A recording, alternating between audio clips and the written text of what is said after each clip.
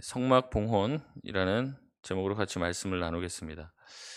민수기 5장에서 6장까지는 이스라엘 백성의 정결 의식에 대해서 다룹니다. 그리고 나서는 이제 마지막 오늘 장면으로 넘어가 성막을 거룩하게 하고 지은 성막을 하나님께 온전히 봉헌하는 그런 장면으로 이어지게 됩니다. 1절 말씀을 보면요. 이렇게 얘기합니다. 모세가 장막 세우기를 끝내고 그것에 기름을 발라 거룩히 구별하고 또 기구와 제단과 모든 기물에 기름을 발라 거룩하게 했다고 이야기를 합니다. 성막을 다 세운 후에 이 하나님께 그 성막을 온전히 드리는 일종의 봉헌식을 한 겁니다. 2절 3절 말씀을 보면요. 이 성막 봉헌을 위해서 예물을 드리는 장면이 나옵니다. 각 지파의 이 리더들이 나와서 헌물을 드렸는데 이 12지파의 수령들이 어 같이 좀 회의를 했던 것 같아요. 그래서 우리가 어떻게 하나님 앞에 무엇을 드릴 수 있을까 생각을 하고 주님 앞에 헌물을 드리는데 수레가 6대, 소 12마리를 드렸다고 합니다. 그래서 리더 2명당 이 수레를 이제 한 대씩 하고 그다음에 리더 1명당 이 소가 1마리씩 이렇게 드리기로 한 것 같아요. 그래서 같이 다들 회의를 해서 이 예물을 각 지파가 내었는데 이 지파별로 사실은 이제 능력과 규모가 다릅니다. 그러니까 사실은 강 굉장히 강력하고 또 많은 재물과 사람들을 거느리고 있는 그런 지파가 있는 반면에 또 굉장히 작은 지파들이 있어요. 하지만 하나님 앞에 내는 이 봉헌을 위한 재물은 지파별로 어떤 자기의 능력을 따라서 내지 않고 지파별로 차등을 두지 않고 각자가 맡은 분깃을 따라서 다들 정해진 봉헌물을 냅니다. 이 봉헌물은요. 하나님이 내라고 하신 명령 전에 이루어지게 된 거예요. 봉헌 명령은 실제로 4 절에서 이루어지게 됩니다. 다시 말해서 이 예물은요. 앞서 말씀드렸지만 각 지파의 리더들이 모여서 스스로 결정한 거예요. 이것을 내라 마라 누가 한 게 아닙니다. 각자들이 하나님께 드리는 성막을 지어 둔 후에 그 성막에 필요한 성막 운영을 위한 무엇이 필요하지 않을까? 내가 무엇을 드릴까 생각을 해서 각자들이 모여서 자원하여 드린 것입니다. 누가 시킨 것이 아니라 성막에 필요한 것을 고민하여서 자기가 그것이 필요하다라고 생각하는 이제 뭐 하나님이 그런 마음을 주셨을 수도 있죠. 그들 마음에 그 마음이 든 거예요. 그래서 모여서 이것을 결정하여 성막에 필요한 것을 살펴 하나님께 드렸습니다. 이 내용이요 출애굽기에 좀 더 상세하게 나오는데요. 어 제가 그냥 읽어 드릴 수도 있는데 요거는 좀 찾아보면 좋을 것 같습니다. 출애굽기 35 장입니다. 출애굽기 35장 21 절입니다.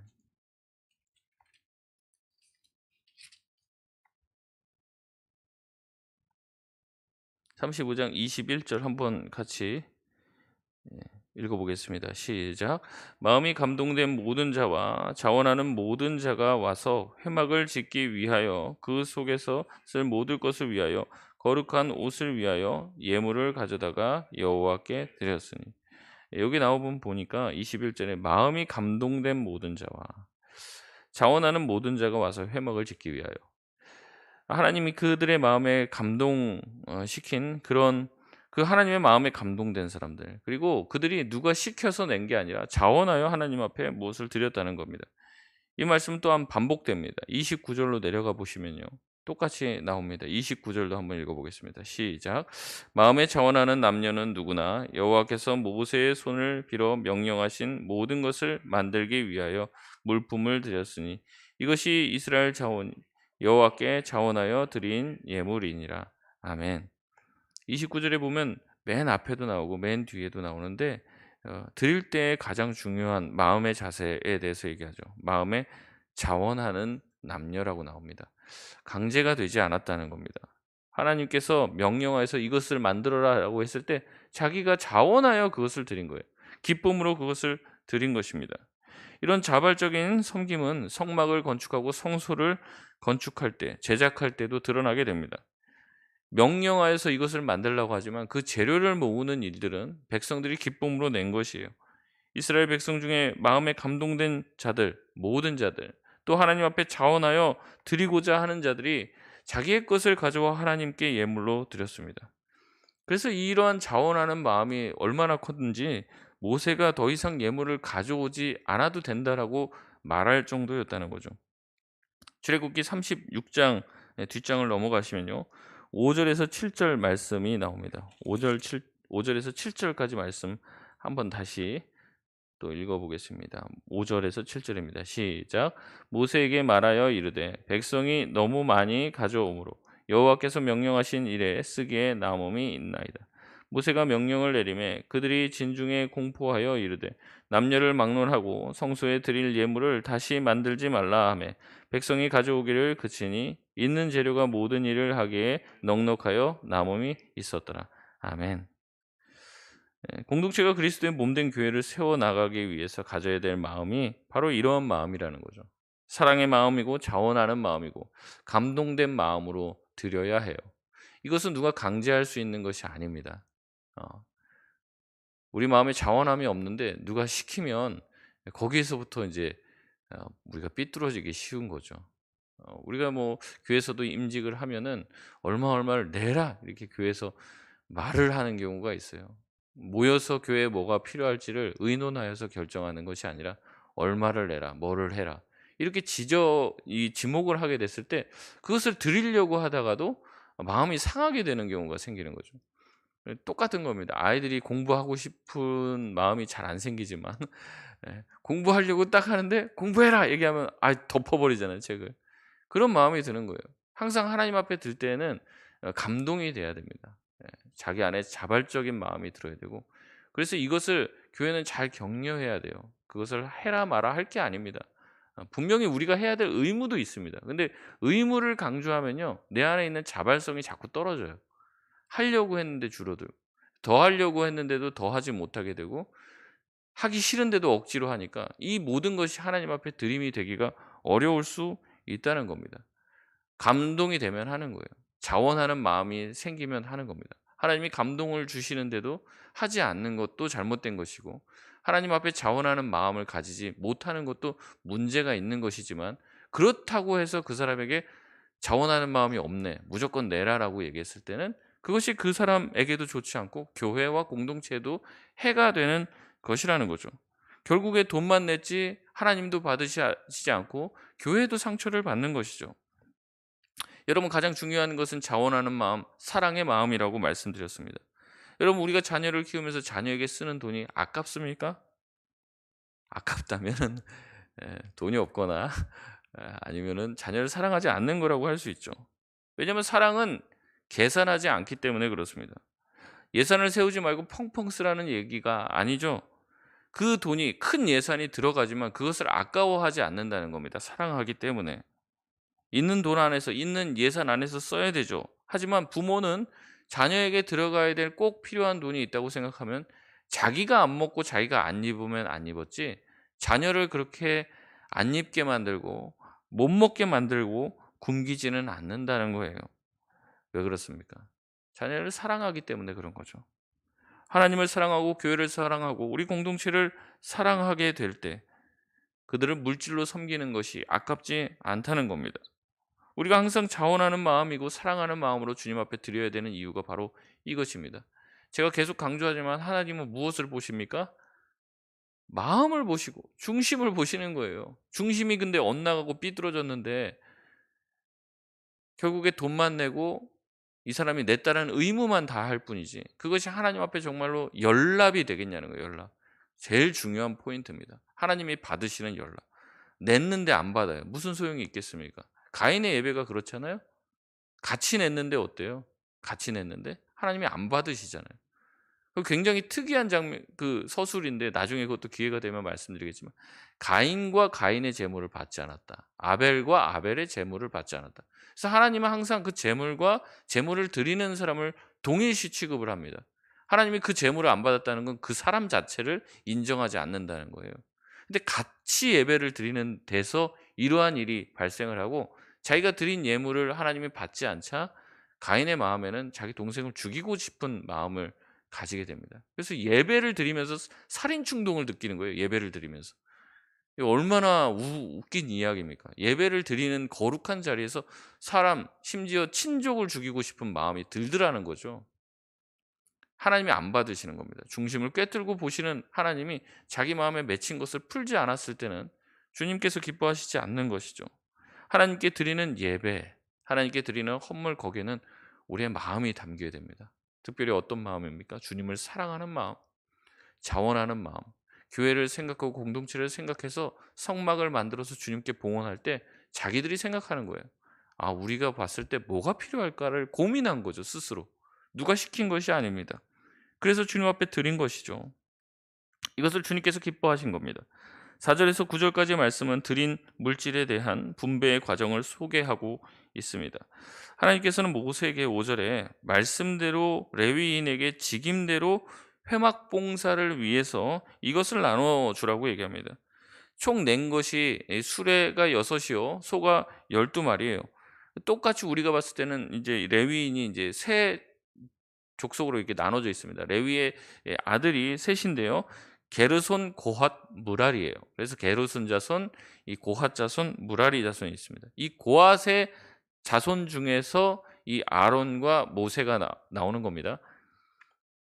그런데 여기 보면 어떻게 합니까? 7절에 보면 게르손 자손에게는 직임대로 수레 둘과 소 4마리를 줘요. 8절에 무라리 자손에게는 직임대로 수레 넷과 소 8마리를 드립니다.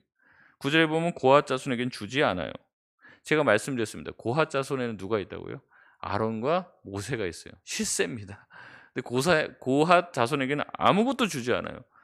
어떻게 보면은 왜 아무것도 주지 않냐? 또 말씀드렸잖아요. 수레가 6개고 소가 12마리면 다 n분의 1 하자. 그래서 이제 한 이제 자손당 뭐 이렇게 2마리씩, 뭐 수레 2개씩, 뭐 그다음에 소도 4마리씩 이렇게 하면 공평하지 않냐?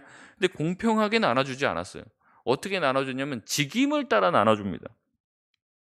무라리 자손에게 특히 많이 줬습니다. 무라리 자손은요, 가장 무거운 성막의 나무 널판과 금속과 기둥을 옮겨야 하는 직임을 맡았습니다. 가장 많은 물건들을 날랐어야 되고요, 가장 무거운 것들을 날랐어요. 그렇기 때문에 그들에게 많이 준 거예요. 여러분, 고핫 자손에게는 아무것도 주지 않았습니다. 왜냐하면 고핫 자손이 하는 일은 무엇이냐면 성소의 기구를 자기의 어깨와 손으로 직접 나르는 일을 맡았기 때문에 그렇습니다. 그들은 성소에 있는 물건들을 하나님께서 이동할 때 절대로 소나 어떤 수레, 어떤 짐승의 도움을 받지 않고 직접 고핫 자손, 구별된 고핫 자손만이 이것을 움직이도록 명령을 하셨습니다. 반드시 고핫 자손이 어깨에 메고 이동을 시켰어야 해요. 사무엘하 6장에 보면 이 언약궤를 운반할 때 다윗이 하나님의 말씀대로 움직이지 않습니다. 어떻게 하냐면 수레에다가, 소가 끄는 수레에다가 이 언약궤를 올려요. 그리고 자기 성으로, 이 다윗 성으로 이 움직이려고 운반하려고 하죠. 그러니까 하나님이 거기에서 진노를 하신 거예요. 그 소가 이렇게 막 날뛰게 되죠. 그래서 언약궤가 쓰러지려고 할 때 웃사가 그것을 손으로 막으려고 하다가 언약궤가 쓰러지는 것을 볼 수 없으니까 손으로 막다가 어떻게 되면 그 자리에서 즉사하게 되는 일이 발생하는 거죠. 이 본문 말씀을 볼 때도 언약궤에 손을 대어서 거룩한 것이 닿아서 죽은 이 웃사에게만 초점을 맞추기 쉬운데 이미 그전부터 잘못된 겁니다. 이 언약궤를 옮길 때는 반드시 고핫 자손이 어깨에 메고 이동하도록 규정하고 있습니다. 그래서 그런 방식으로 이동했어야 되는데 수레에 실어서 운반을 한 것이죠. 이렇게 세 자손이 봉헌물을 똑같이 나누지 않았습니다. 각자의 직임을 따라 배분하라고 하는 주님의 명령을 따라 그들의 직임을 따라 나눠주는 모습을 보여주고 있습니다. 이것을 통해서 우리 가운데 무엇이 분배될 때, 무엇이 주어질 때, 뭐 교회 예산이나 모든 것들이 우리 가운데 분배될 때 그것을 기계적인 평균으로 해서는 안 되고 그 직임을 따라서 각자의 상황과 역할에 따라서 배분하고 자기가 희생하고 자기가 조금 덜 받는 것도 마다하지 않는, 서로 공동체 전체가 잘 되기 위한 것이 무엇인지 지혜롭게 지혜를 모아야 됨을 보여주고 있다는 거죠. 마지막 10절에서 11절까지 말씀은 제단 봉헌에 대한 명령이 나옵니다. 각 지파의 족장들은요 11일 동안 차례로 이 제단의 봉헌을 위해서 예물을 드렸고, 특별히 10절에 보면 제단에 기름을 발라 그 제단을 거룩하게 구별했다고 이야기합니다. 보통 제단은요 피로 이제 거룩하게 구별을 했어요. 제단은 특별히. 근데 아마 이 시기에 이 신학자들이 아직 제사장들이 임명되기 이전이기 때문에 제단을 먼저 구별하기 위해서는 이 기름으로 구별했어야만 했다, 이렇게 이야기들을 합니다.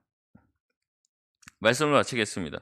하나님께 예비하는 성막을 봉헌하여 이스라엘 백성은 이 성막 봉헌에 있어서 이 리더들이 같이 모여서 먼저는 성막에 필요한 것이 무엇인지 자원하여 하나님 앞에 기쁨으로 드렸다는 겁니다. 그래서 그렇게 이렇게 자원하여 드린 물질을 또 배분하는 일은 직임에 맞게 적절하게 배분을 했다는 겁니다. 이를 통해서 하나님의 일, 하나님의 성막을 돌보고 운영하는 일들을 아주 원활하게 운영되도록 했어요. 봉헌물이 있는데 공평하게 나눠주지 않았다라고 항의하는 사람도 없었고, 자신들에게 많이 돌아왔다고 어 자랑하는 사람들도 없었습니다. 불평과 불만이 없었다는 거죠. 특별히 그 당시 리더였다고 할 수 있는 이 모세와 아론이 있는 고핫 자손이 아무것도 받지 않은 것은 굉장히 모범적인 것이었습니다. 고핫 자손도 주장할 수 있어요. 우리가 성소와 성막에 있는 것을 다 손으로 옮기지만 또 다른 것으로 운반할 때 소도 필요하고 수대로 필요하다라고 주장하면 그 주장이 또 들어갈 수도 있죠. 근데 그렇게 하지 않고 질서를 따라서 직임을 따라서 하라는 말씀대로 그 말씀에 코람되어 한 것이죠. 성막의 모든 부분들이 잘 유지되고 돌아가기 위해서 직무를 따라 모든 것이 적절히 배분되었고, 백성들은 그 말씀에 순종했습니다. 우리도 공동체를 세워 나가기 위해서는 여러 가지 문제들과 어려움들이 있지만 서로 희생하는 마음을 가져야 되고, 서로 더 내 것을 나눠주려고 하는 마음들이 필요합니다. 주님을 잘 섬기기 위해서, 교회를 잘 세워 나가기 위해서 우리가 무엇을 할 수 있는지에 대한 고민들과 기도, 또 하나님께서 주신 성령의 지혜를 따라서 할 때 교회 가운데 또 평안함이 함께 할 줄 믿습니다. 오늘 이렇게 성막을 봉헌한 모습을 통해서 우리 자신도 주님 앞에 늘 자원하여 우리 자신의 것들을 주님 앞에 드릴 수 있는 저와 여러분 되시길 바랍니다. 우리 이 시간